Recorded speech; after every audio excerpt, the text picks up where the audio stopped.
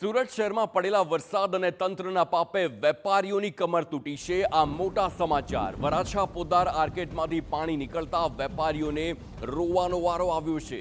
200 થી વધુ દુકાનદારો અને કરોડો રૂપિયાનું નુકસાન। તમામ માલ સામાન પલળી જતા વેપારીઓને રોવાનો વારો આવ્યો છે।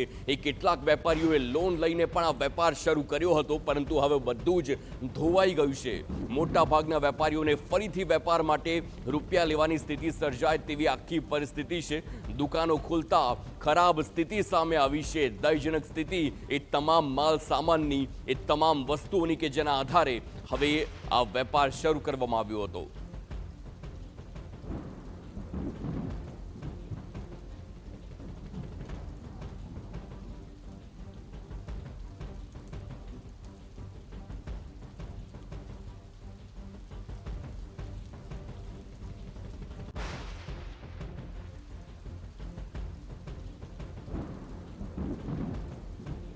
તો આ દ્રશ્યો એ પોદાર આર્કેડ એ શોપિંગ સેન્ટરના છે કે જ્યાં 200 થી વધારે દુકાનો અને આ 200 થી વધારે દુકાનોમાં આપ જુઓ કે ગ્રાઉન્ડ ફ્લોર અને ફર્સ્ટ ફ્લોર આખું જ્યારે પાણીથી જળ તરબોળ હતું અને હવે જ્યારે પાણી ઓસર્યા છે ત્યારે શું સ્થિતિ છે।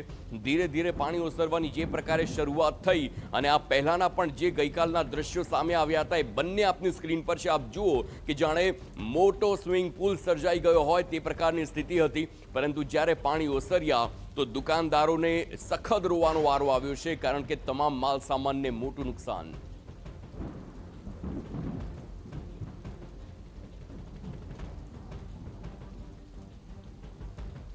સુરત શહેરમાં પડેલા વરસાદ અને જે રીતે ખાડીપૂરની સ્થિતિ સર્જાઈ છે અને તેના કારણે અનેક લોકોને ભારે નુકસાનીનો વેઠવવાનો વારો આવ્યો છે, કારણ કે જે રીતે મહાનગરપાલિકા અને અલગ અલગ તંત્રની જે બેદરકારીના કારણે આજે અનેક દુકાનદારો છે તે પોતાની દુકાનથી હાથ ધોઈ બેઠા છે તેવા દ્રશ્યો છે તે જોવા મળી રહ્યા છે।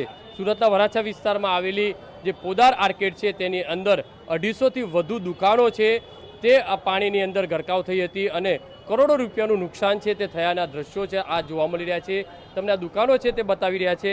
આ દુકાનદાર છે રોહિતભાઈ, કઈ રીતની પરિસ્થિતિ? અસીમભાઈ, કેટલી મુશ્કેલી, કેવી પરિસ્થિતિ હતી આ લોકોમાં?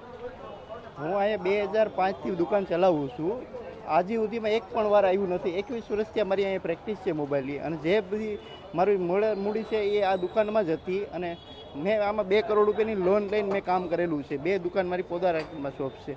મને એસએમસી એ 21 વર્ષ પહેલાં આ બિલ્ડરે છે ને પ્રોટેક્શન લાઈન કરી દીધી હતી, અને એસએમસી વાળા આવી અને એ લાઈન છે ને એવડી પારી પાડી ગયા છે, અને એને લીધે જ ગટર અને મેટ્રો ચાલુ છે એના પ્રોજેક્ટના લીધે જ આ પોદાર આર્કેડમાં પાણી આવી ઘૂસી ગયું છે। પાણી આવવાનું કારણ શું? પાણી આવવાનું કારણ અમે અહીંયા પ્રોટેક્શન પહેલાં 2004માં પાણી હતું ને ત્યારે બિલ્ડરે પ્રોટેક્શન લાઈન કરી દીધેલી હતી।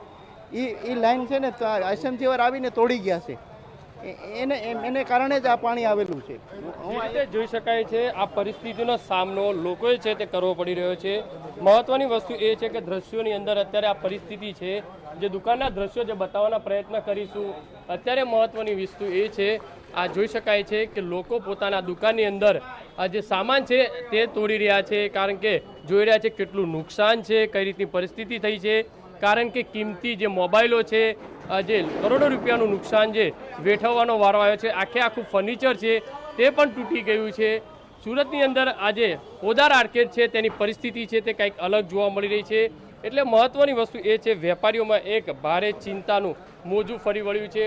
માત્ર જે મેટ્રો જે સામે લાગી છે, મેટ્રોને જે પતરા જે લગાવ્યા છે ને તેના કારણે આખું પાણી છે પહેલી વખત પોદારની અંદર આટલું ભરાયા હોવાનો આક્ષેપ છે તે વેપારીઓ કરી રહ્યા છે। વેપારીઓની સ્થિતિ અત્યંત ગંભીર હોય તે રીતનું લાગી રહ્યું છે, કારણ કે લોકોએ પોતાના ઘર ઉપર લોન લીધી હોય, ક્યારેક દુકાન ઉપર લોન લીધી હોય, અને આ પરિસ્થિતિની અંદર પોતાનો ધંધો જ્યારે શરૂ કર્યો હતો અને ફરીથી જ્યારે નવેસરથી ધંધો શરૂ કરવાની આવે ત્યારે પરિસ્થિતિ કેવી હોય તે આ વેપારીઓ જ જોઈ શકે।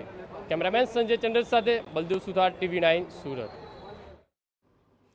તો આપે જોયું કેવી હાલત થઈ છે પોદાર આર્કેડના દુકાનદારોની। ઇલેક્ટ્રોનિક્સની દુકાન હતી અને દુકાનમાં જ્યારે પાણી ઓસર્યું અને દુકાન ખોલવામાં આવી તો ન ગમે તેવા દ્રશ્યો સર્જાયા હતા। ઇલેક્ટ્રોનિક્સનો સામાન ખરાબ થઈ ગયો હતો અને જે પ્રકારે ગંદકી પણ ફેલાઈ છે, હવે સાફ સફાઈથી લઈ રિકવરી કેવી રીતે કરવી તે જ મોટો સવાલ છે।